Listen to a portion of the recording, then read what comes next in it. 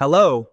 In this video, we will learn what an answer-seeking query is. An answer-seeking query is one in which the user expects to be given a short, direct answer instead of links.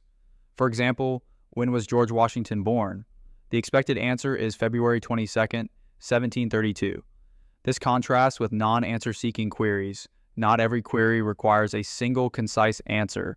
Some queries need longer answers, and their purpose is to find relevant search results. Now, let's say someone searches for restaurant in New York. A single concise answer cannot be provided for this.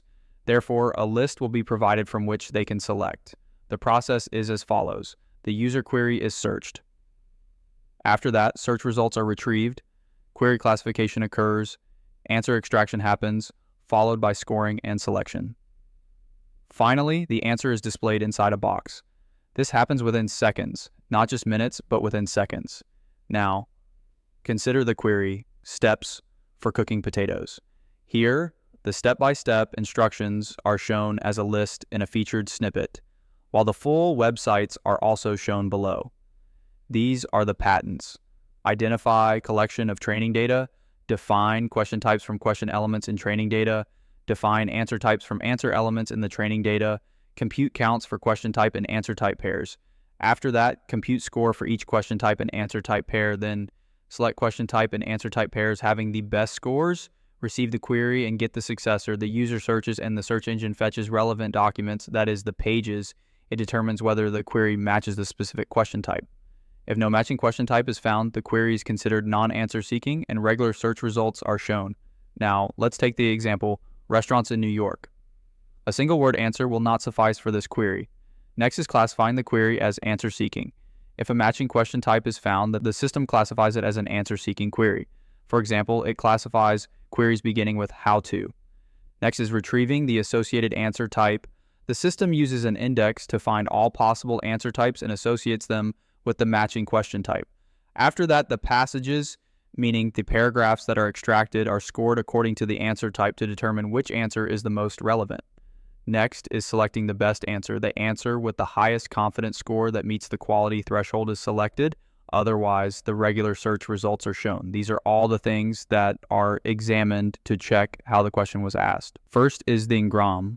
This means what kind of word appeared at the beginning, like how, when, or what. Next is the entity instance, meaning what kind of entity name appeared in the question. For example, Abraham Lincoln.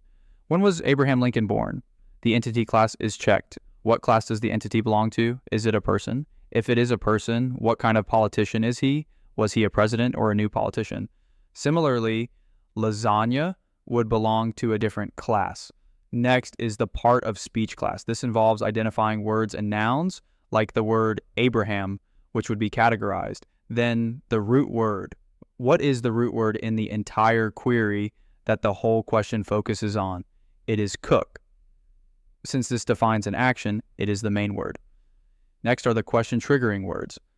Which words are triggering the question, confirming that it is a question such as what, how, or why. Although I mentioned engrams earlier that checks how, when, etc.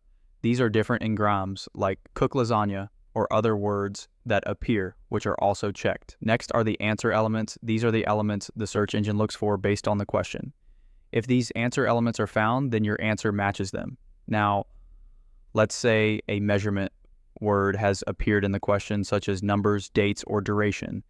If this is included in the question, then the answer must also contain specific elements. For example, if a date is mentioned, like February 22nd, 1732, the answer should mention the person or follow the same pattern. If temperature is mentioned, it should include Celsius.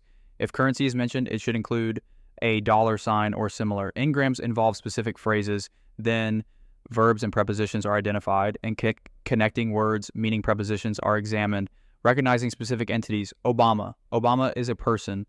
Next are proximity-based elements, engrams near the entity. The system checks if the engrams used alongside are entities or not. For example, Honolulu near Obama. This is a place name, so it is also an entity. Next are verbs and prepositions near the entity. Which verbs and prepositions are used close to the entity so that the context can be understood? Skipgrams. Skipgrams capture bigrams with a defined number of words that can be skipped in between. Now, let's say one word is skipped in these skipgrams. Skipgrams are used to identify flexible phrase structures. Now, let's say there is a question.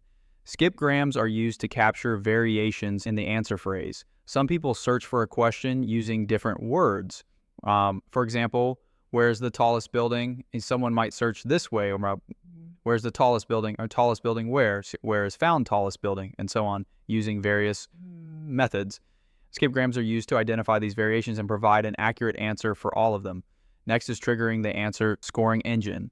Once an answer scoring query is fully identified, the answer scoring engine is triggered. This engine evaluates the candidate answers to find the most relevant one, selects the one with the highest score, and sends it forward to be displayed to the user. Essentially, it scores the candidate answers, as I mentioned before. Now, let's take a query. What is the boiling point of water?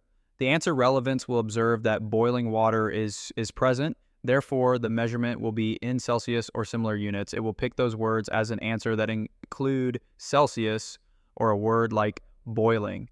Now let's review the whole process from the start. Receiving inputs, the user searches, when was George Washington born? It will scan passages like, George Washington was born on February 22nd, 1732 in Westmoreland County, Virginia. After that, it will use pre-computed data. It will look at the question type and answer type pairs provided by the training engine.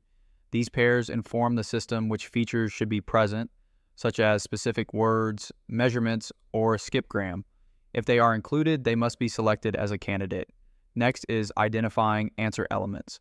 The engine checks whether the answer elements are present. For example, if measurement is mentioned, numbers, dates, duration, etc. February 22nd, 1732 would be the date measurement. Next is entity instance. Here, the specific entity is George Washington. After that, the skipgram. Here, the skipgram is matching. Then, the scoring process. Every passage extracted from the articles is scored. This involves the number of matching elements, how many answer elements match.